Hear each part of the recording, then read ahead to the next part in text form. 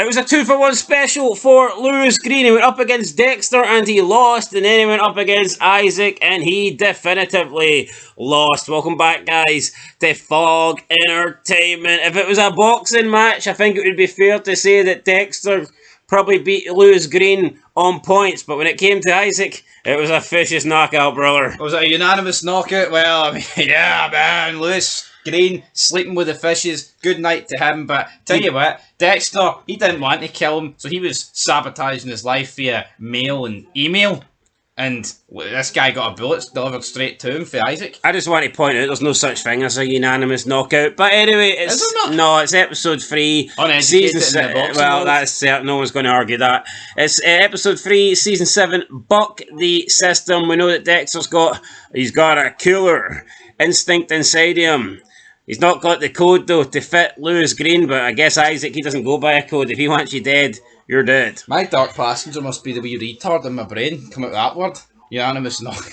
That's fucking great, isn't it? But anyway, we begin this episode at the post office. I quit the post office over 2 years ago to pursue my dreams, and I could have served Dexter. How unlucky is that? Well, I say I could have served. I didn't work at the post office. I was a postman. Maybe I delivered the, what did he deliver again? The hand? That was it. Yes, the hand gets delivered. I could have delivered the hand in Miami PD. Yeah, the prosthetic hand comes into Miami forensics department. Masuka opens it. It's addressed by Lewis Green, and it's the sender sending it back. Dexter's manipulated this into looking like Lewis Green has bought it and then tried to sell it. And Masuka's not too happy, and he's like, I trusted you, Lewis, and you do this to me, you betray me after everything I done. Get the hell out of here, you're fired. Yeah, obviously Dexter did spin this, but Lewis had possession of the hand. It's not like he was innocent here. He's a dirty dog. He had the hand for a reason.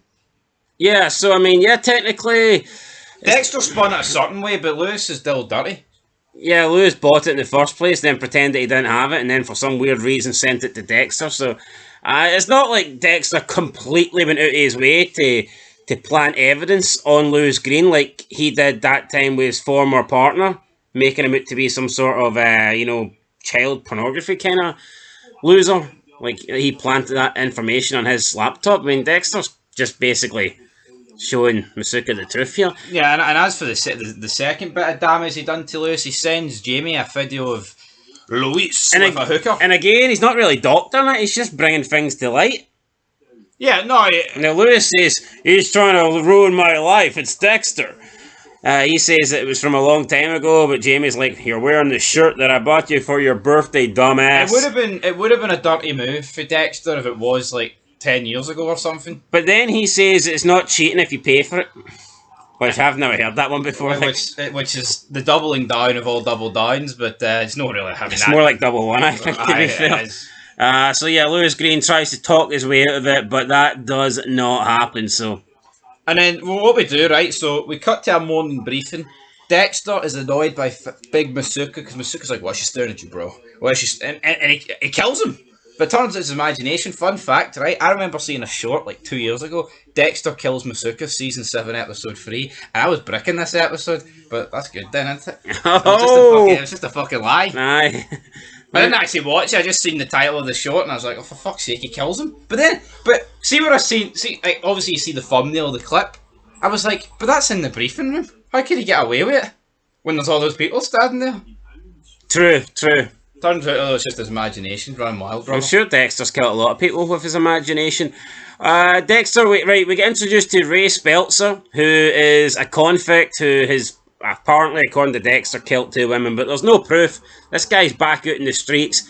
Dexter wants to kill him, but Debra finds out that Dexter wants to kill him. She doesn't approve of this, and she basically gets the truth about the Trinity killer and what happened with Rita. She questions whether Dexter had anything to do with Rita, which he says he didn't, and technically he didn't, but I mean, technically he did, because him trying to hunt down the Trinity killer brought the Trinity killer to Dexter's home.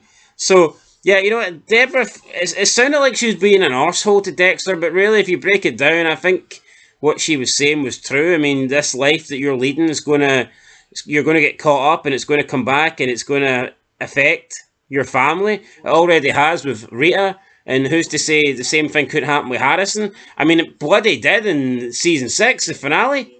Travis tried to sacrifice Harrison purely because he's Dexter's son. So I don't know why Dexter's so upset here. I get it, maybe it's hard to accept the truth, but I think Debra's spot on when she says that the life you're leading and the choices you're making, it's not just you. You're going to get... I mean, she's now involved because she knows his secret, and his family's involved because if anyone learns his identity, and of these killers that he's trying to track down, who's to say they won't turn up at his apartment? Even Lewis, to a lesser extent, right? We don't really expect him to kill anybody, but... You know, Dexter's getting into beef with him, and who knows if that could have a negative effect on Harrison, or... It could be even sort of things as simple as he had Lumen look after Harrison, well, not for a few episodes, but they hung it, like, and obviously that's bringing heat to the front door with the barrel killers. With Lumen hanging out with Dexter in the apartment and at the old house. The guy needs to accept some responsibility here. He's not squeaky clean, put it that way. Yep, Isaac has got George and Jorgen and some other guy that is tracking the bracelet that Kaja had, and they track it, and it is basically in the middle of the fucking ocean. Yeah, they managed to like see all the locations from here to there to here to there in the middle of the ocean. Victor comes to the conclusion that he's dead, which George didn't really think so at first, but it's like, why else would the signal just end at the middle of the ocean? Of course he's fucking dead. Victor? What do you mean, Victor? Isaac. What do you mean Victor thinks he's dead? Victor is dead. I thought he was Isaac. See, it's all these Ukrainian names. I'm getting confused. Victor's dead. Isaac knows he's dead. George is like, maybe... George was adamant that he swam back to Ukraine. Maybe he dumped it and found a ride back to dead on. Maybe Hunter Biden picked them up and took them to Ukraine. See, when your last signal's out in the middle of the ocean, it probably means that you are a victim of the Bay Harbour Butcher. And that's exactly what Isaac thinks. Isaac cares about him, that's for sure. He gets his little electronic guy to further, narrow down the movements and the locations of the bracelet, and then they track down this boat, which of course we know is the Slice of Life. Isaac then heads out to the Slice of Life with his heavies, George and the other guy that looks like Hitman 47. Hitman. Is it 47? I think it is 47, but I tell you what, man. Well, maybe this is Hitman 48 because it just kind of looks like him. Is Dexter not incredibly lucky that this is the first time he's killed someone with a tracker? Aye, probably. Like, I know you could say it's the first crew he's been up against, even though he didn't know that. But, I mean, he has got a lot of slides, and he has slid on through like a lucky donkey. Yeah. To not be tracked. Isaac goes to the boat, the Slice of Life, and he doesn't find Dexter, but he does find Lewis, who's trying to tamper with it and destroy it. Lewis is like, you need a warrant, you're not a cop, or if you are a cop, I know my rights, but they just want to know, are you Dexter Morgan? Eventually they get a bit rough with him, and he reveals, no, I'm not Dexter Morgan, but Dexter Morgan's an arsehole. He works at Miami Metro, and I want to make his life a living hell, because he's been a bastard to me. Then Isaac obviously gets information on Dexter, gets his whereabouts, gets his ID, gets his profession and his location of his work, and at that point he knows where to go to find Dexter, but they can't really leave Lewis because Lewis is a witness, and he just turns around. Lewis like, can I go now? And Isaac's like, yeah, sure. Turns around, bang, silencer, shot in the head. End of Lewis. I would have liked Dexter to kill Lewis, but again, it's like it gets Dexter away with him because Lewis doesn't officially meet the code. But what could he have said anything to get out of this? Personally, I don't think so. Even at the start, if he pleads, well, he doesn't plead, but say at the start he says this isn't my boat, they're going to be like, well, why are you on it then? I think Lewis was dead here. I think the only possible way he could have got away with this is he was like, oh, I'm just I work here at the docks and I'm maintaining the boat, sort of thing. Well, I mean, I guess so, but he's not that smart. I think maybe Dexter can come up with that. Lewis Green, not so much. He can make games, but he can't make excuses. True, but it didn't look too good, did it? 3 guys in suits. It didn't. He had the drill with me. It was all over. I thought he was going to get his eyes drilled out. Looked a bit suspicious, right? Isaac might be into drilling his arse out, though. Yeah. Wayne Randall's mother appears. Wayne Randall, who's that rock star? I actually thought he was pretty good in this one and only episode. Yeah. Before he jumped in front of a truck. Yeah, I think Dexter does a good job of having one episode characters make an impact. or 2 episode characters. Honestly, I think there's a lot of cases for 1 episode or 2 episode killers being better than the actual season killers. Definitely depending on the season killer. But yeah, Wayne Randall's dead. His mother now has some. She talks about, oh, he gave me money, but I spent that. But she has some like other information that could lead to finding some of the people that he killed. And then Hannah's brought up the woman that Wayne Randall went on the run with. Apparently, she was 15 at the time. Don't know what age he was. Maybe Chris Hansen needs to tell him to take a seat. Yeah, I think he might need to take a seat here, but tell you what, man, it just shows you what Hannah got 6 years for being his accomplice. Apparently, she never killed anyone. No, she didn't, but she was there with him. 6 years, juvie, and is out here tending to flowers and nurseries. Whereas I'm assuming Wayne got life, and that's why he was like, fuck, I'm not doing that. I want swirlies and frosties and sunshine. Yeah, so we meet Hannah. Pretty rude to Dexter and Batista. She's not got la passion. But Dexter gets a swab. I don't know why he was so like flustered. He was dropping the stick. Well, not the stick. Dropping the ball. The cotton ball. the cotton stick. So yeah, we have that, and then we get the first meeting between Dexter and Isaac. But the only problem for Isaac is he doesn't know that this is Dexter Morgan. Dexter's waiting at the foxhole while Batista, I guess, puts more pressure on George. I think he gives George some documents or something like that. Not too sure what it was. We see Quinn at Nadia's apartment. Basically, she's like, I'll help you if you help me. I guess, like, money and protection, and he gets information on Mike Anderson's murder. So it looks like Quinn's getting into another relationship here that's probably not going to end well. Then we see Speltzer. So Speltzer's at a bar. He's chatting up some young woman. He seems to be good at this. Dexter's also at the bar. He's been followed by Debra, who gets there, but Dexter's already got 2 beers ordered, so he knew he was being followed. He tries to convince Debra that, here, this is a Speltzer guy. He's killed. He's going to kill again. This is the kind of people I take out, and I need to do it here before anyone else dies. But she's not too happy. She says she can't just be going around killing people without proof. That's what the law is for. And, leave it to me. And he does. He's like, right, okay, we'll do things your way.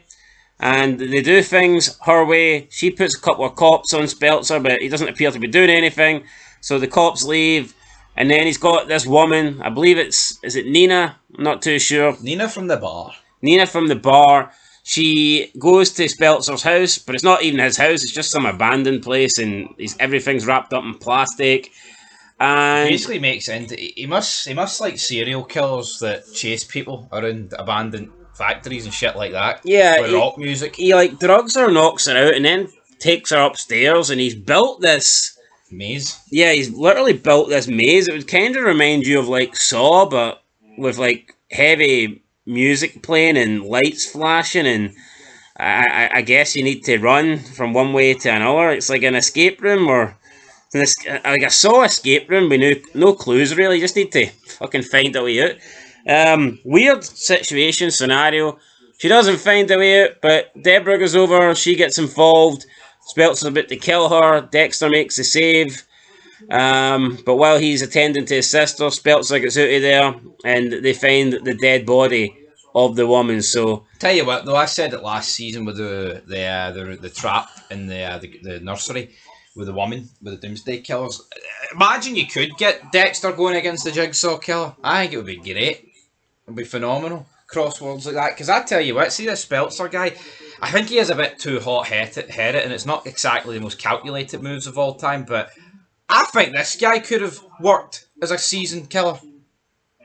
No, definitely, but Deb then realises that, here, if I just let my brother do his thing, if I let him kill, then it would be Speltzer that would be dead and not this young woman. So, yeah, she doesn't condone what Dexter does, but understands it. But she almost understands it. Then maybe, just maybe, his activities are necessary sometimes. And that was... We also got the introduction this episode of this big, massive, long corridor outside Miami PD. And they used it multiple times, and I think they used it in Using episodes 4 as What well. do you make of that? Was it surprising we've never seen that? But see, it's kind of like the perfect alleyway to discuss shady shit.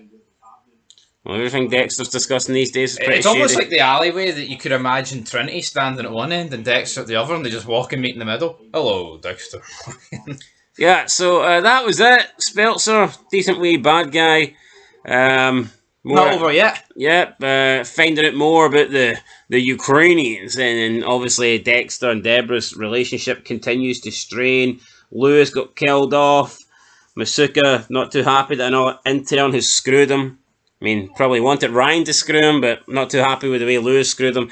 Either way, it's time to give this episode a rating, time to give it a number. I thought it was good. I'm going to give it an 8 out of 10. I'll give it an 8 out of 10 as well. Season 7 started incredibly strong, and I tell you what, Season 8 must be shite to seriously derail the back end.